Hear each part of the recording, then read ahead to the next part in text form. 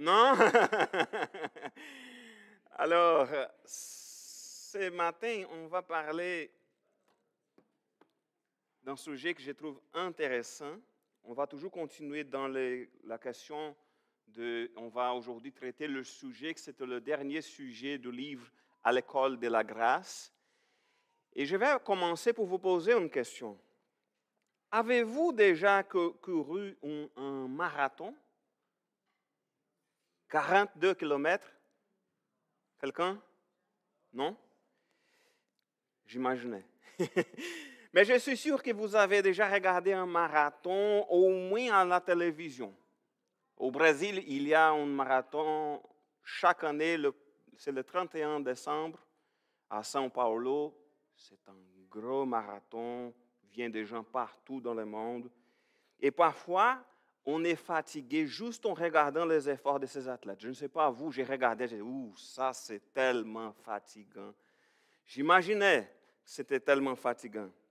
Et j'ai regardé l'autre jour une vidéo dans laquelle deux experts expliquaient comment courir mieux et sans se blesser, etc. Parce que comme vous le savez, je fais mes courses, j'aime beaucoup faire des courses à pied, ça fait quelques temps que j'ai commencé. Alors je disais, écoute, je ne suis plus si jeune, alors il faut avoir un peu plus d'attention, etc., pour ne pas se blesser. Alors je regardais, il expliquait des choses.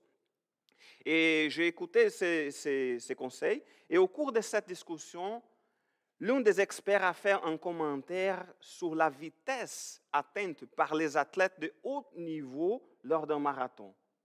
Je n'avais jamais pensé à ça. Parce que j'ai toujours su que c'était une course très longue, c'est très difficile à cause de cela, mais je n'avais jamais pensé à leur vitesse. Ils courent 42 km en un peu plus de 2 heures. C'est-à-dire une vitesse moyenne de 21 km par heure pendant 2 heures. Moi, là, honnêtement, je suis incapable d'arriver à 21 km par heure. Même pendant 5 secondes, je crois que je meurs après.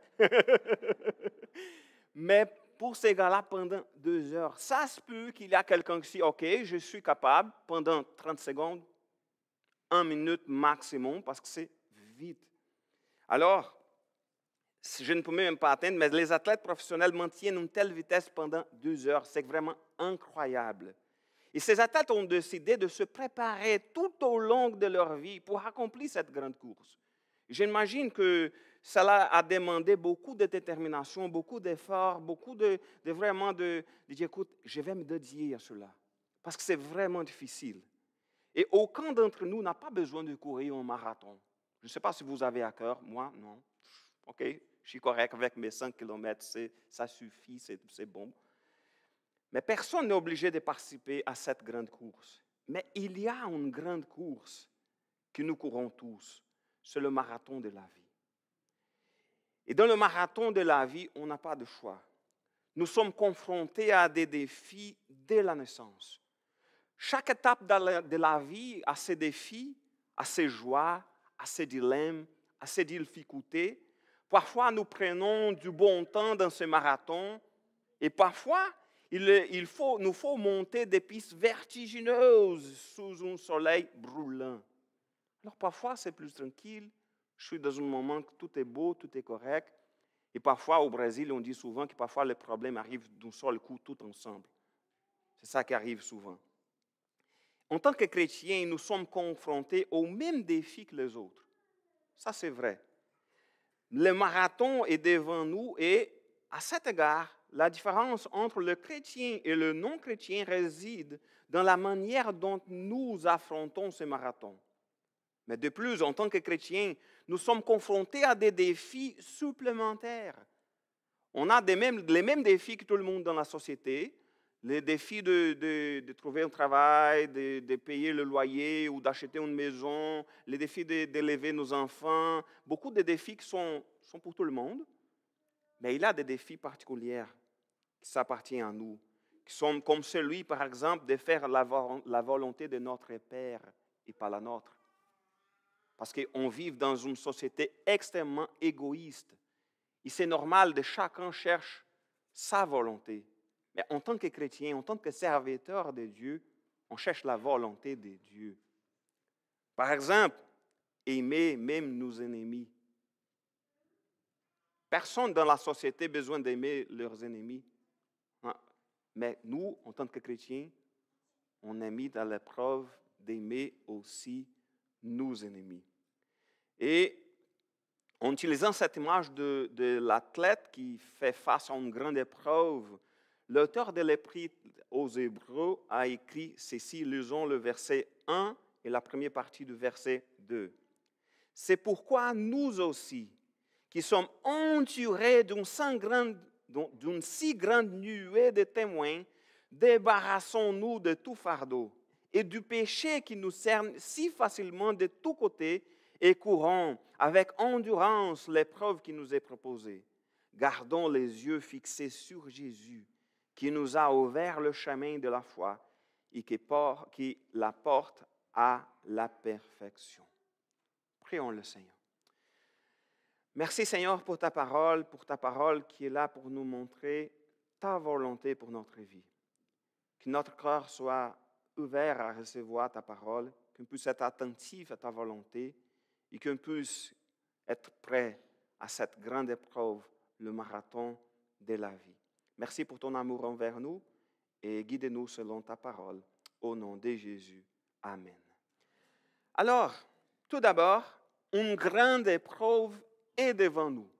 Et ça, c'est évident. Parce que la vie est un marathon. La vie, il y a plein d'épreuves, il y a plein de difficultés, il y a plein de défis. C'est parfois difficile. Et pour nous, cette grande course comporte des obstacles supplémentaires, comme je disais tantôt. Mais ces défis supplémentaires ne sont pas exclusifs. Nous ne sommes pas exclusifs. Les croyants, à travers l'histoire, depuis le début, ont également connu des épreuves. Parce que parfois, on pense, ah non, notre vie maintenant, c'est tellement difficile.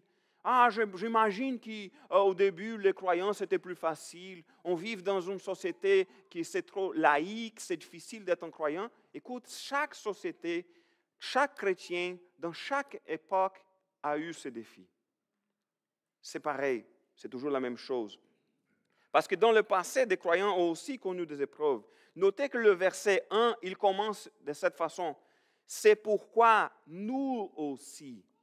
C'est pourquoi nous aussi. Rappelez-vous, lorsqu'on commence un chapitre par « c'est pourquoi », c'est pourquoi quoi? Il faut regarder le chapitre d'avant. C'est pourquoi nous aussi. Mais il parlait de qui? Alors, on est dans Hébreux chapitre 12. Est-ce que vous vous rappelez, c'est quoi le chapitre 11? Les héros de la foi, qui va montrer beaucoup des croyants. C'est le chapitre célèbre sur les héros de la foi. Il parle des serviteurs de Dieu qui ont affronté des grandes épreuves avec foi, parfois des grands miracles, parfois ils ont été vraiment livrés par Dieu. Mais il parle des serviteurs de Dieu qui ont affronté des grandes épreuves avec foi, qu'ils ont gardé leur foi. Vers la fin du chapitre 11, c'est le verset 35, la deuxième partie, il parle ceci, Hébreux chapitre 11, le verset 35, la deuxième partie. D'autres, il commence à mentionner beaucoup de croyants pendant l'histoire. D'autres, en revanche, ont été torturés. Ça, c'est un défi. Ils ont refusé d'être délivrés afin d'obtenir ce qui est le meilleur, la résurrection. Ils ont refusé d'être délivrés. Pourquoi? Parce qu'ils avaient quelque chose de plus important à cœur, la résurrection. D'autres, le verset 36, encore ont enduré les moqueries, les fouets, ainsi que les chaînes et la prison. Certains ont été lapidés, d'autres ont été torturés, sciés en deux ou mis à mort par l'épée.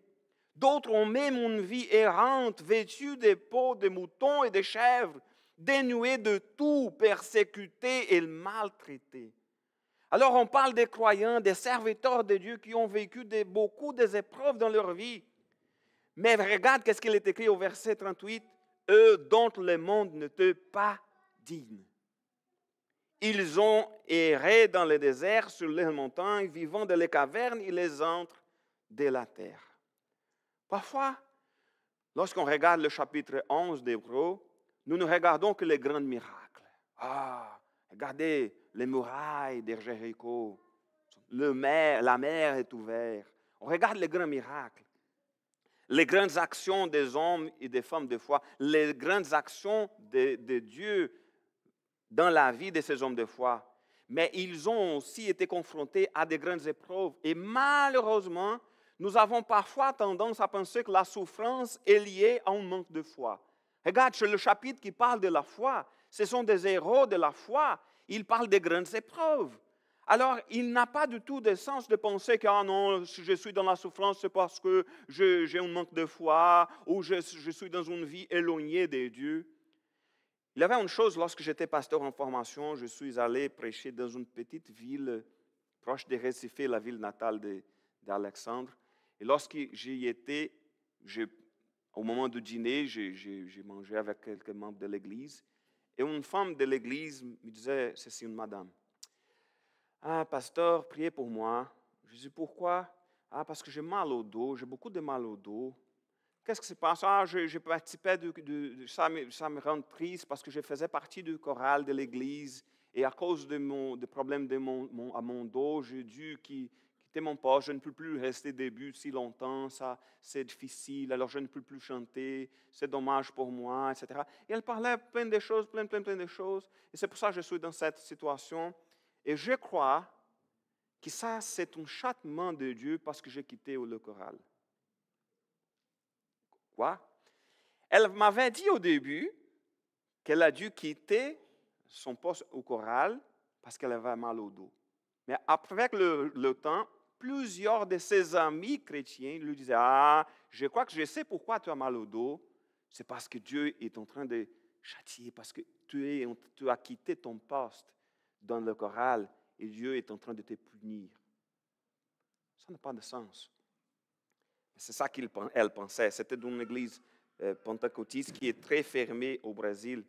Alors, il n'a pas question. Le texte dit que ces personnes qui ont fait souffrir, qui ont tant souffert, étaient des personnes dont le monde n'était pas digne. Alors, étaient des vrais croyants, étaient des hommes et des femmes de foi. Ils ont affronté des épreuves. Ils étaient des serviteurs de Dieu pleins de foi et pourtant ils ont été confrontés à des grandes épreuves. Ils ont refusé d'être délivrés afin d'obtenir ce qui est le meilleur, la résurrection. Parfois, à cause de la prédication de l'évangile bonbon, comme on dit ici, beaucoup de chrétiens n'acceptent pas que nous puissions passer par des épreuves. Mais la parole de Dieu est très claire à ce sujet. Dans le monde, nous aurons à souffrir bien des afflictions. Mais quoi? Mais courage! Jésus a vaincu le monde. Alors, courons avec endurance. Relisons le verset 1. C'est pourquoi nous aussi, qui sommes entourés d'une si grande nuée de témoins, débarrassons-nous de tout fardeau et du péché qui nous cerne si facilement de tous côtés et courons avec endurance l'épreuve qui nous est proposée. Le martyre des croyants du passé, qu'on a vu dans le chapitre 11, et aussi le regard attentif de ceux qui nous entourent, de la société autour de nous, devrait nous motiver à courir avec endurance l'épreuve qui nous est proposée. Mais comment se préparer à cette course? S'il n'est pas facile de courir un marathon, on parle de 42 km, imaginez le faire en portant un poids supplémentaire. OK, j'ai pris la décision, je vais courir Si parfois je parle au féminin, c'est parce qu'en portugais, marathon, c'est féminin. Alors ça, c'est pour que je vais me tromper de temps en temps, parce que c'est a maratona en portugais, c'est féminin. Alors le marathon, c'est masculin, c'est trop pour ma tête. Alors, lorsque c'est la même chose, c'est facile. Mais lorsque c'est au contraire et c'est un mot que c'est la première fois que je l'utilise, ça devient un peu plus difficile.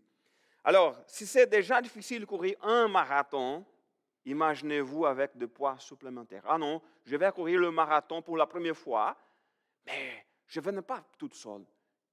J'ai 2 petits enfants, un bébé et un petit enfant. Je vais courir avec les 2 pour montrer que je suis fort. Ça ne va pas marcher. C'est encore plus difficile. Tout comme un athlète doit se débarrasser du poids superflu pour mieux courir. Nous devrions nous débarrasser de tout ce qui pourrait nous empêcher de bien suivre l'épreuve qui nous est proposée, de bien suivre la volonté de Dieu. C'est quoi ces poids supplémentaires? Cela dépend de chacun. C'est quoi ton poids supplémentaire? C'est quoi? Je dois réfléchir sur mon poids supplémentaire. Je ne parle pas de kilos, OK? je dois réfléchir sur mon poids. C'est-à-dire, qu'est-ce qui m'empêche de suivre fidèlement le Seigneur? Voilà, c'est là le poids supplémentaire. Qu'est-ce qui t'empêche de suivre fidèlement le Seigneur? Il faut se débarrasser. Voilà le poids supplémentaire dont il faut se débarrasser parce que toutes les choses qui nous éloignent de Dieu, ce sont des poids dont nous devrions nous débarrasser pour bien suivre, pour bien courir le marathon de la vie. Je me souviens, je crois que j'ai déjà mentionné cela ici, j'ai un ami au Brésil qui a arrêté de jouer du soccer. Pourquoi il a arrêté? Parce qu'il devenait extrêmement stressé, colérique et perdait patience lorsqu'il jouait. Alors il m'a dit, écoute, je ne donne pas un bon témoignage lorsque je joue le soccer. Je ne donne pas de bon témoignage. Alors, en tant que chrétien, il s'est rendu compte qu'il ne donnait pas un bon témoignage. Et même si jouer au soccer n'est pas un péché, ni regarder la finale de l'Euro, ni de Copa d'América ce soir, ce n'est pas un péché, mais si c'est quelque chose qui nous empêche de suivre de Dieu, pour lui, jouer au soccer, c'était un fardeau. Il a compris qu'il devait se débarrasser, parce que c'était un péché pour lui. Alors, le texte précise ensuite qu'il faut aussi nous débarrasser du péché. Alors, c'est encore plus clair, parce qu'il y a parfois des poids qui ne sont pas des péchés dans la vie de tout le monde, mais qui sont des choses qui m'empêchent, à moi, de suivre le Seigneur. Mais parfois, il y a des choses, honnêtement, c'est clair. Si c'est dans la parole de Dieu, si c'est un péché, c'est clair que ça, c'est du poids supplémentaire. S'il y a une chose qui est clairement un fardeau dans notre marche chrétienne sur le péché, et nous savons bien que Dieu nous pardonne de tous nos péchés, ça c'est clair. Alors, il n'est pas question d'un non, j'ai besoin de me purifier, d'abandonner le péché pour être accepté au ciel. Pas du tout. C'est la grâce de Dieu. On est pardonné par la grâce de Dieu. C'est le sang de Jésus qui nous a vraiment lavés. Il nous a purifiés de tout péché. Mais il est question, est-ce qu'on aimerait bien courir le marathon avec du poids ou sans le poids? Avec le problème qui vient avec le péché ou plus près de la joie d'être plus près du Seigneur? Voilà la question. Alors, si nous voulons mieux courir le marathon de la vie, abandonnons le péché. Et le plus important pour compléter la course, c'est gardons les yeux fixés sur Jésus. C'est au verset 2. Gardons les yeux fixés sur Jésus. Parce que c'est qui? C'est qui nous a ouvert le chemin de la foi et qui la porte à la perfection. Parce qu'il avait vu la joie qui lui était réservée, il a enduré la mort sur la croix en méprisant la honte attachée à un tel supplice. Et désormais, il siège à la droite du trône de Dieu. Nous perdons parfois trop de temps à fixer nos yeux sur ce qui est moins important.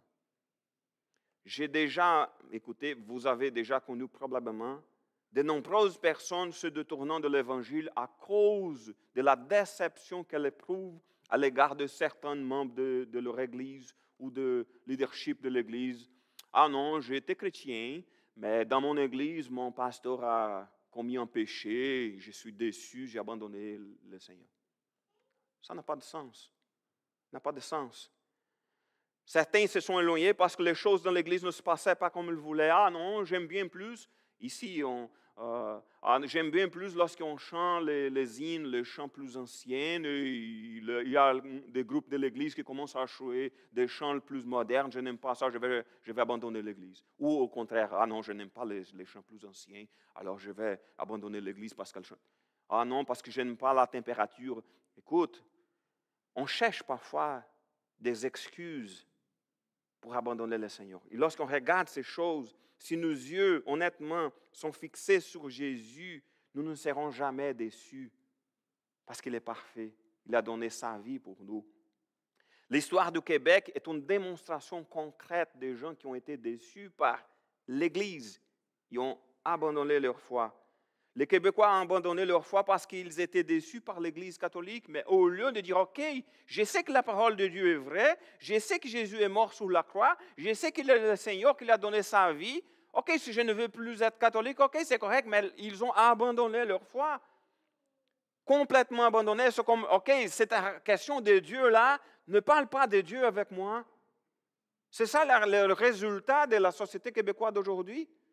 C'est que les gens ont complètement abandonné le Seigneur et toutes les choses qui sont liées à Dieu, ah non, je le rejette.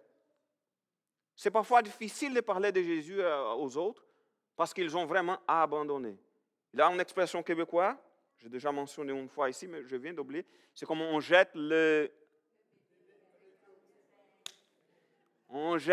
bébé avec l'eau de bain. Alors, gardons le bébé. Oui, si l'eau est sale, jetons simplement l'eau. Mais gardons le bébé.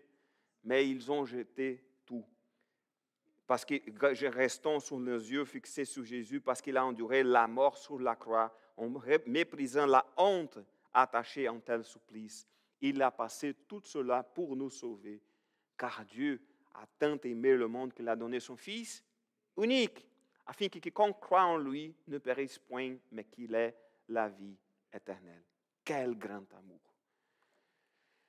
Alors, supportons les épreuves de cette grande course. Pour y parvenir, j'aimerais mentionner quelques sources d'encouragement. D'abord, l'exemple de Jésus. Lisons le verset 3. Pensez à lui qui a enduré la part des hommes pécheurs une telle opposition contre lui, pour que vous ne vous laissez pas abattre par les découragements.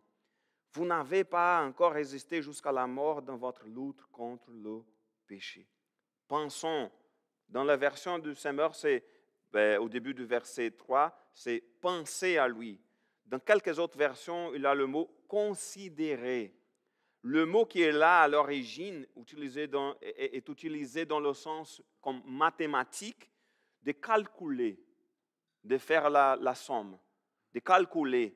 Et cela implique comme une analyse minutieuse. Ce n'est pas une chose qu'on regarde rapidement ou qu'on pense rapidement. C'est quelque chose qu'on a besoin de faire beaucoup d'attention pour calculer. Alors faisons une analyse minutieuse par rapport à ce que Jésus a fait pour nous. Regardons sérieux, pensons vraiment attentivement. Nous sommes exhortés à peser soigneusement la persévérance du Christ lorsque nous contemplons notre adversité. C'est-à-dire, on va mettre dans une balance ce que Jésus a dû passer et nos souffrances. Et lorsqu'on regarde ce qu'il a passé pour nous, on dit, écoute, nos souffrances, c'est rien devant tout ce que Jésus a fait pour nous. Nous sommes donc exhortés à faire cette réflexion. Et lorsque le découragement frappe à la porte du cœur, regardons vers Jésus et considérons ce qu'il a fait pour nous. Oublions les gens parfois qui sont autour de nous. Lorsqu'il y a des gens qui font des choses qu'on n'aime pas beaucoup, parfois il y a toujours quelqu'un à l'église qui fait quelque chose qu'on n'aime pas. Regardons vers Jésus. Regardons vers Jésus, ce qu'il a fait pour nous. Il est mort à notre place pour nous donner la vie éternelle. Puis le verset suivant indique la deuxième source d'encouragement que j'aimerais souligner, parce qu'il parle de notre condition d'enfant de Dieu. Et ça, c'est un autre encouragement. Je vais lire du verset 5 jusqu'au verset 8. Et vous avez oublié cette parole d'encouragement que Dieu vous adresse comme à des fils. Mon fils, ne prends pas à la légère la correction du Seigneur et ne te décourage pas lorsqu'il te reprend. Car le Seigneur corrige celui qu'il aime. Il châtie tous ceux qu'il reconnaît pour ses fils. Supportez vos souffrances. Elles servent à vous corriger. C'est un fils que Dieu vous traite. Quel est le fils que son père ne corrige pas? Si vous êtes dispensé de la correction qui est le lot de tout le fils, alors vous êtes des enfants illégitimes et non des fils. Malheureusement, nous avons déjà entendu parler de nombreux cas de violence envers les enfants. Ça n'a rien avec cette question du texte biblique ici. Le texte biblique ici, il ne nous donne pas autorisation pour faire de la violence envers nos enfants. Ce n'est pas ça le cas. On parle parce que parfois, ce qui arrive, c'est que parfois les parents, au lieu d'aimer leurs enfants, ils déversent sur eux leur colère. Alors, OK, je suis en colère. Il y a un principe, c'est important. On ne doit pas corriger nos enfants lorsqu'on est en colère. C'est dangereux. OK, je suis en colère. Alors, viens ici. Qu'est-ce qui va arriver? Je suis en colère. Je vais corriger mon fils. Je n'ai pas de fils, alors je peux parler. Je vais corriger mon fils. Alors, il est là, il a fait quelque chose, il était très méchant, alors je suis vraiment en colère, je vais le corriger. Ça peut arriver que je vais faire des actes de violence. Soyons attentifs. La parole ne parle pas de la violence. Il n'a pas de sens. Ce n'est pas cette analogie que le texte présente. C'est qu'un père ou des parents qui aiment vraiment ses enfants, ils les corrigent. Ils les corrigent avec amour, dans l'intention de promouvoir le bien, de bien enlever, de bien expliquer, de que nos enfants puissent apprendre à vivre dans la bonne voie. Un père qui aime vraiment ses enfants les corrige avec amour parce qu'il veut leur enseigner le chemin, sans recourir à la violence. Un bon père corrige ses enfants avec amour. Un père qui aime vraiment ses enfants les corrige avec amour parce qu'il veut leur enseigner les choses sans se recourir à la violence. Mon père, dans les années 80, c'était un peu différent, vous le savez. J'imagine qu'ici, c'était pareil. Mon père m'a souvent châtié. Mais parfois, je trouvais qu'il avait exagéré un peu. Parfois, je trouvais qu'il était un peu injuste. Mais je n'aimais pas du tout cela. Parfois, je disais qu'il était trop sévère au point que parfois, je disais, papa, j'aimerais que tu arrêtes de parler comment ça s'appelle, de faire de... Je préférais beaucoup qu'il me tape les fesses que son discours est trop dur pour moi. Je préférais qu'il me frappait. Pour moi, c'était beaucoup mieux. OK, arrêtez de parler, me frappe déjà, parce que moi, je préfère d'être frappé que d'écouter le discours. C'était trop sévère avec moi. Mais écoute, personne n'aime être corrigé ou puni. Mais malheureusement, c'est de cette façon que nous apprenons. C'est de cette façon. Je dois une grande partie de ce que je suis aux corrections que mon père m'a imposées, même si c'était difficile, même si je trouvais parfois injuste, même si je trouvais parfois qu'il était exagéré. Mais c'était comme ça. Les pères, tout comme les pères terrestres, notre Père céleste, il nous corrige aussi. Il ne le fait pas parce qu'il est méchant. Ah, Dieu, il est méchant, il va nous faire du mal. Non. Mais parce qu'il est un Père aimant, qui veut notre bien, qui veut le meilleur pour nous. Nous n'aimons pas être corrigés, ni assumer les conséquences de nos erreurs. Nous chialons beaucoup, comme on dit ici, mais nous devons parfois passer par là pour améliorer et devenir meilleures personnes, des meilleurs chrétiens. Les souffrances servent à nous corriger. Nous ne nous décourageons pas. Après tout, nous sommes les enfants de Dieu. Il nous aime. Il a envoyé son Fils unique pour mourir à la croix pour nous. Et il nous aime énormément. Et enfin, il approfondit encore cette analogie avec la question de la correction de notre Père terrestre. Parce qu'il parle au verset 9. D'ailleurs, nous avions notre Père terrestre pour nous corriger. Et nous le respections. Je ne sais pas vous, mais moi là, si mon père était à la maison, c'était le bon moment de faire toutes les choses dans la bonne voie. Parfois, ce que maman disait, c'est comme, lorsque ton père arrive, je vais lui dire, ah non, c'était la fin du monde. Non, maman, tu peux régler la situation maintenant, on n'a besoin pas d'attendre papa arriver. Mais c'était exactement, je respectais beaucoup. Il suffisait qu'il me regardait pour que j'arrête de faire quelque chose. N'allons pas, il continue le verset 9, n'allons-nous pas à plus forte raison nous soumettre à notre Père céleste pour avoir la vie? Écoute, on respectait, on craignait notre Père terrestre. Et le Dieu le Tout-Puissant, notre Père, oui, il nous aime, mais il est là. Il regarde tout le temps. Il est toujours là, tout le moment de notre vie. Il nous a donné la vie éternelle. Il mentionne aussi que notre Père nous corrigeait pour un temps limité. Mais notre Père, parce que, écoute, aujourd'hui, même si mon Père est toujours vivant, il ne me corrige plus. Ça se peut, il me donne des avis, des conseils, etc., mais il ne me corrige plus. Depuis que j'ai quitté ma ville natale, ben, encore si on était, on utilise une expression au Brésil, si on est toujours sous le même toit, il faut respecter, obéir aux parents, mais lorsqu'on quitte pour notre propre toit, OK, c'est correct, on peut demander des avis, des conseils, mais ce n'est pas la même chose. Alors, c'était pour un temps limité. Le verset, il continue, selon ses idées. Comme je disais, parfois, je pensais que mon papa n'était pas si juste avec moi. Une fois, par accident, j'ai jeté une pierre, petite, un roc, et a frappé mon frère ici. Et je n'avais pas l'intention de le blesser. Mais lorsque le sang coulait, j'ai dit, ah mon Dieu, je sais. Le châtiment aujourd'hui, ça va être sévère. Mais papa, ce n'était pas un accident. Écoute, non. 10 fois chaque main avec son soulier. Et j'ai trouvé c'était pas ma volonté, je n'avais pas l'intention, je ne voulais pas vraiment frapper mon frère, blesser mon frère, mais c'est arrivé. Je ne trouvais pas juste parce que c'était un accident, mais OK, j'ai subi le châtiment. Alors c'était selon ses idées.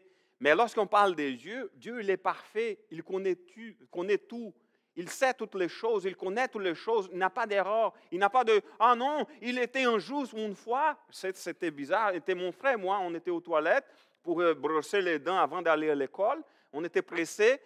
Par accident, je faisais quelque chose avec le serviette des bains et quand ma main était blessée, j'ai commencé à pleurer. Mais à l'époque, mon frère et moi, on se chicanait tous les jours.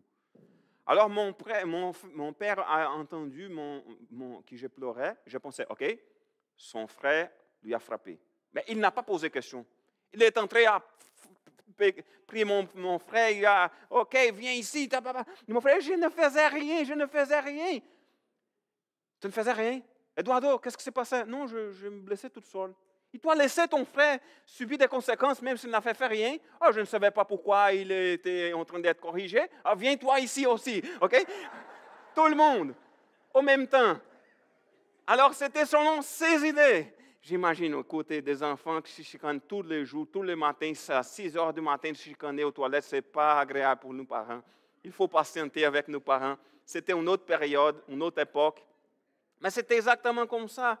Et selon ses idées, mais Dieu, c'est pour notre bien qu'il nous corrige. Il faut penser à ça. Lorsque le Seigneur nous corrige, ce n'est pas parce qu'il est méchant, c'est parce qu'il veut notre bien afin de nous faire participer à sa sainteté. Il faut chercher la vie de sainteté. Il faut chercher être plus près de Dieu. Jésus, il est venu pour nous donner la vie en abondance. Mais pour avoir vraiment la vie en abondance, il faut être plus près de Dieu. Et notre Dieu, c'est un Dieu saint, saint, saint. Il est 3 fois saint. Alors, il faut être plus proche de lui. Alors, que faire face à l'épreuve qui nous est proposée? Parce qu'elle est là. On ne peut pas dire, ah non, j'ai pris ma décision, je ne vais pas suivre cette course, je ne vais pas faire ce marathon-là, je vais rester chez moi tranquille, au canapé, regarder la télé. Non, la vie, elle est là. On n'a pas le choix de ne pas courir le marathon, parce qu'elle est là, devant nous. Alors d'abord, souvenons-nous que la joie succède aux tristesses passagères.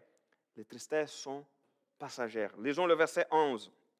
Certes, sur le moment, c'est-à-dire sur cette vie terrestre, ou pendant quelque temps ici sur terre, une correction ne semble pas être un sujet de joie, mais plutôt une cause de tristesse. Et c'est vrai. On n'aime pas les détresses, on n'aime pas les épreuves, on n'aime pas les corrections. Parfois, même si les gens simplement disent, écoute, vous faites cette chose-là, ça c'est pas bon, on n'aime pas du tout d'écouter des corrections, en général. Même si on est humble, on n'aime pas beaucoup. Mais par la suite, elle a pour fruit, et quel est le fruit de cette correction? Chez ceux qui ont ainsi été formés une vie juste, vécue dans la paix. Alors, la correction, elle va apporter des conséquences. Parfois, il faut être attentif à la correction de Dieu. Parce que parfois, le Seigneur est là pour nous montrer, écoutez, ça, ce n'est pas la bonne voie, changez. Alors, lorsque le Seigneur nous montre que ce n'est pas la bonne voie, changeons. Parfois, il fait des corrections. Parfois, si on est dans un moment d'épreuve, on doit toujours penser, allons, je crois que le Seigneur est en train de me punir. Non. Mais parfois, il profite, il nous laisse passer pour quelques épreuves pour qu'on puisse grandir dans la foi, pour qu'on puisse améliorer, pour qu'on puisse aussi être formé pour une vie juste vécue dans la foi. Et rappelons-nous que les choses sur la terre sont temporaires. Le ciel, c'est pour toute l'éternité. Et là-bas, au ciel, pas de souffrance, pas de problème, pas de chialer. On chiale ici, mais là-bas, on ne va plus. Et il nous dit ceci aussi, renforçons nos forces. C'est pourquoi relevez vos mains qui faiblissent et raffermissez vos genoux qui réfléchissent. Alors parfois, pendant le marathon de la vie, on est fatigué. Je ne sais pas si moi, là, lorsque je vais faire ma course, j'ai pris la décision, au lieu de faire de tourner dans une région, je pense, si je deviens fatigué au milieu de la course, qu'est-ce que je vais faire? Je vais rentrer chez moi. Qu'est-ce que je fais? Je vais faire 5 km, je vais courir pendant 2 km et demi. OK, maintenant c'est le moment de retourner. Alors, si au milieu du chemin, je dis, OK, non, je suis fatigué, je vais retourner. Le chemin est là devant nous. Parfois dans la vie, c'est exactement ça. On n'a pas le choix d'arrêter. Alors, il faut chercher la force. Il est où cette force-là pour relever vos mains qui faiblissent et raffermissez vos genoux qui fléchissent? La force vient de Dieu. On ne doit pas penser que la force vient de nous-mêmes. Ah non, je suis bien, je suis fort, je suis un bon chrétien, je connais bien la parole de Dieu, je vais affronter n'importe quel que soit le défi. Non. Oublie ça. La force vient de Dieu. La course, le marathon de la vie est devant nous. La vie est là. Oui, dans le monde, on va passer des souffrances, des tribulations, mais Jésus, il a vécu la mort. Et en lui, on va profiter de la vie éternelle aussi. Et enfin, courons sur des chemins droits. Faites-vous des pistes droites pour votre course, afin que le pied qui boite ne se démette pas complètement, mais qu'il y guérisse plutôt. Est-ce que vous avez déjà pensé à une piste droite ou courir dans une piste avec beaucoup d'obstacles, le terrain n'est pas si droit, n'est pas si plat, ça devient beaucoup plus difficile. Et qu'est-ce que, dans le sens de le marathon de la vie, qu'est-ce que ça veut dire des chemins droits? Pourquoi c'est quand même clair pour nous qui sommes des croyants? C'est la parole de Dieu. Alors, le marathon de la vie, il est là pour tout le monde. Cherchons la force qui vient du Seigneur. Souvenons-nous de l'amour de Dieu qui a envoyé Jésus, son Fils unique, pour mourir à la croix à notre place. Et courons sur le chemin droit. Nous avons quand même des choix. On peut penser, OK, je vais continuer à courir avec tout le poids du péché. Je vais courir sur une piste qui n'est pas si droite. Mais écoute, n'a pas de sens. Le marathon est là, il faut y aller. Alors la meilleure façon, c'est de choisir des pistes droites et aussi de chercher la force qui vient du Seigneur et nous débarrasser de tout le poids supplémentaire. Amen. Que Dieu nous bénisse, qu'on puisse vraiment chercher la volonté de Dieu, qu'on puisse vraiment courir sur des chemins droits en cherchant la force en lui. On va chanter un dernier chant.